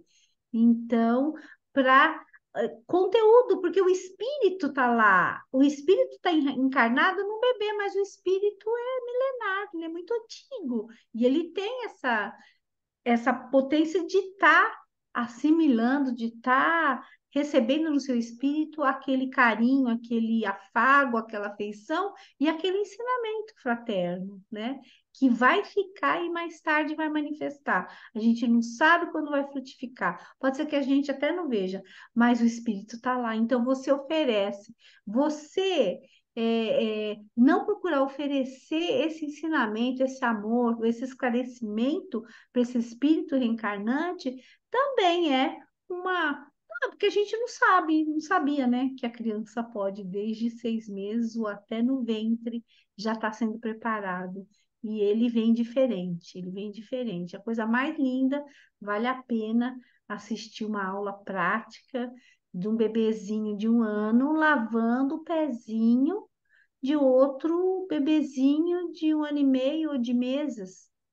E ele vai, e a evangelizadora educadora fala da humildade, fala do lava-pé, fala de Jesus, né? De lavando os pés das pessoas. Então, é um exercício de humildade que aquilo já fica guardado no espírito, gente. Que coisa mais linda, né? E depois frutifica. A gente precisa semear, né? Isso a Valéria tem razão. Evangelização a mil. Gente. Alguém mais quer falar alguma coisa? Porque nós estamos no É, adiantado da hora, né, a Ricardo? Larissa ou a Vânia levantaram, É, né? eu. Oi. Bom, gente, tô com uma pomada na boca, por isso que tô com um negócio branco aqui, só para explicar. Ficou lindo os seus lábios, de verdade. Obrigada. Então, eu acho o seguinte, eu acho que a nossa galera jovem é uma galera que é muito ansiosa. É uma galera que quer as coisas, acha que fica tão bitolado em trabalhar e estudar que às vezes esquece do espiritual, sabe? É uma das coisas que eu acho que é por isso que às vezes aumenta a idade das pessoas que estão cada vez mais maduras nos centros, porque essas pessoas elas já têm conhecimento de que o tempo não é só que o tempo precisa ser melhor aproveitado também para questões espirituais. Mas eu acho que uma forma de trazer essa galera para casa espírita é sim as redes sociais. A gente postar mais, a gente, os jovens, tipo eu de vez em quando eu falo sobre o espiritismo na minha rede, sempre vem gente perguntar. Sempre vem gente que curte, vem, fala, pergunta alguma coisa. Tô pensando já em abrir alguma caixinha de pergunta, tentar responder algumas coisas, porque eu acho que é muito interessante. Por que não influenciar as pessoas para o espiritismo, né? E eu sempre tive vontade de falar, mas eu nunca tive tanto conhecimento. Agora tem um pouquinho mais. O que eu não tiver, eu pergunto para vocês. Mas eu acho importante a gente começar esse movimento. Igual aqui na minha cidade não tem muitos jovens e eu tenho uma vontade de começar a reunir a galera para a gente ir estudando junto também o livro do Espiritismo, sabe? Tipo, em casa, reunir na praça, fazer uma roda com tereré, conversar sobre o espiritismo. Eu acho que a gente quer, tipo, às vezes a gente fala assim, nossa, eu tenho que primeiro aprender tudo para começar a falar. E não, a gente vai aprender junto, né? Por que não aprender junto? Porque se a gente for esperar, a gente sempre vai esperar, esperar e nunca vai agir. Eu acho que a ação também é muito necessária. E eu acho que é isso que às vezes os jovens também não ficam no centro espírita. Muitos centros não têm essa ação, sabe? Vamos para a prática, vamos aqui praticar, vamos fazer uma roda, vamos se concentrar, vamos fazer alguma coisa diferente, vamos fazer uma troca, vamos falar, igual a gente falou, falar de seus sentimentos. Os jovens, hoje eu falei, a gente está muito carente. A gente está carente exatamente porque a gente vive num mundo capitalista, onde cobra tanto da gente de produzir, produzir, produzir, e nunca pergunta, você tá bem? Sabe? Então, às vezes a gente quer ser só ouvido, às vezes a gente quer um abraço, sabe? Eu vejo que hoje as pessoas elas não têm mais essa coisa de abraçar, de se conhecer profundamente.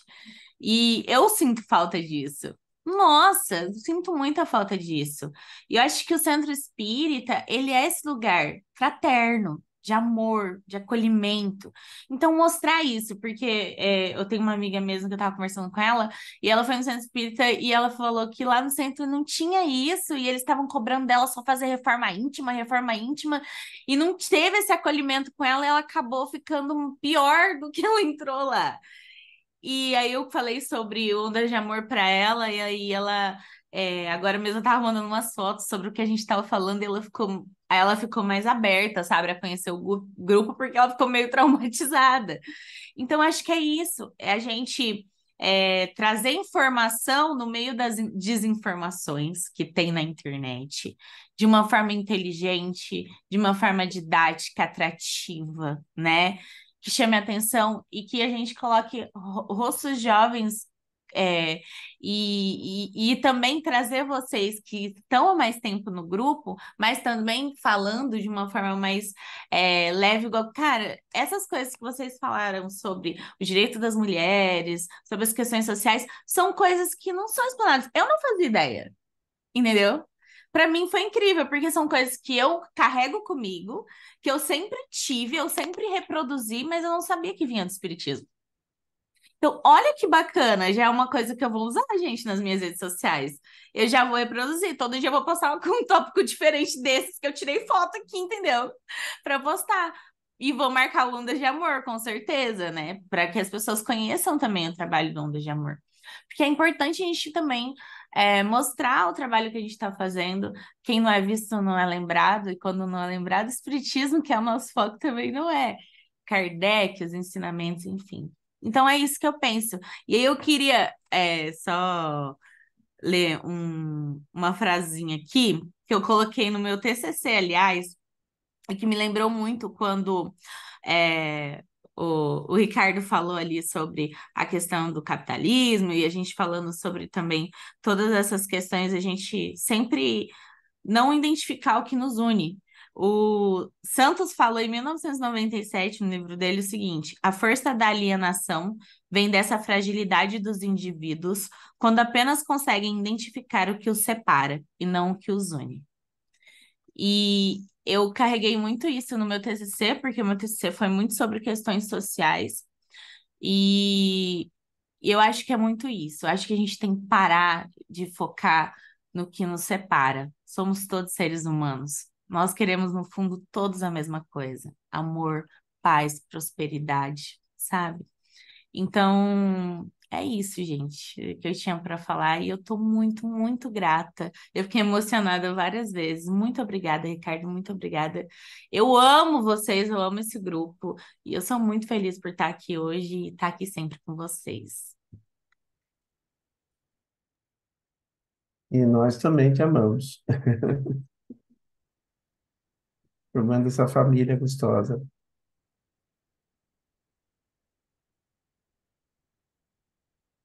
Vamos para a nossa prece, então, queridos? Vamos. Quem faz? Vou fazer eu mesma. Posso fazer? Então vamos. Gente, primeiramente, muito obrigada pela participação e também quem não está aqui, que está linkado com a gente fortemente pelo pensamento, que a gente vem aprendendo muito, que a vontade, o pensamento, o desejo, a intenção é o que vale, né? Então, nós estamos todos aqui. Vamos agradecer mais uma vez a Deus, nosso Pai, Criador de tudo, que nos criou, que nos cuida, que envia mensageiros, envia espíritos benfeitores, nossos anjos de guarda, nossos espíritos protetores, espíritos familiares, que estão sempre a nos proteger, a nos apoiar, a nos intuir. Obrigada, Pai, pela vida, pela oportunidade do aprendizado e também pela oportunidade de pertencer a um grupo que aprende, um grupo que busca, um grupo que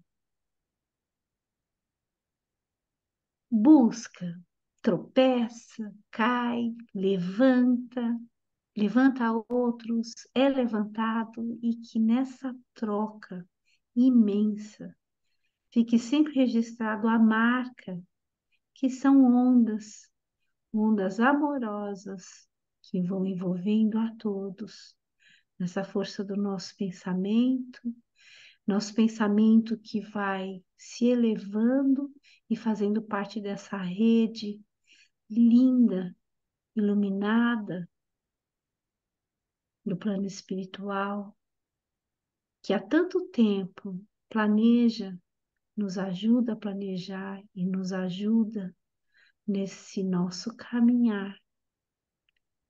Obrigada aos protetores espirituais do Ondas de Amor, por todo o nosso trabalho, por termos amigos, por termos amigos encarnados, amigos desencarnados, que se dão as mãos.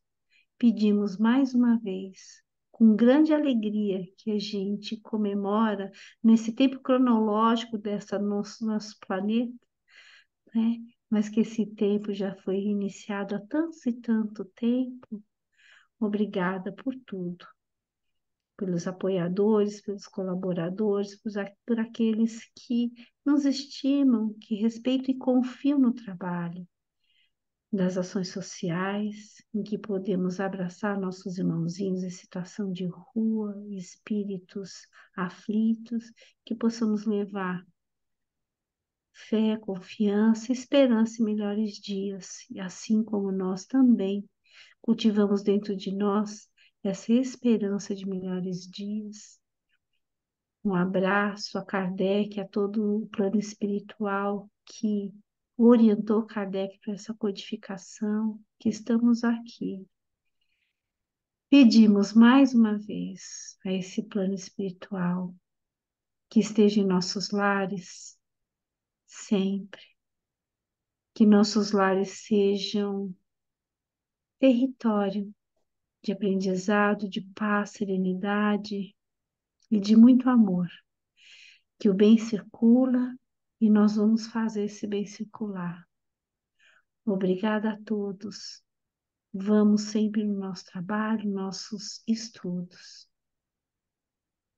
Vamos enviar as melhores vibrações a todos os espíritos que se encontram em desafio ou qualquer aflição. Vamos abraçando carinhosamente a todos aqueles que estão aqui, suas famílias, e vamos pedindo também que fluidifiquem as nossas águas, as águas de nossos lares, que nós vamos sim receber os fluidos necessários para a harmonia do nosso espírito, para o equilíbrio do nosso corpo. Gratidão. Muito obrigada. Mais um 4 de setembro em nossas vidas e vamos para vários outros. Obrigada, Pai, que assim seja, graças a Deus. Que assim seja, gratidão. 1, 3, de mais e mais e mais, e vamos ter muitas mais comemorações junto com vocês. Um beijo a vocês, amo todos vocês. Até segunda, que quinta não estarei.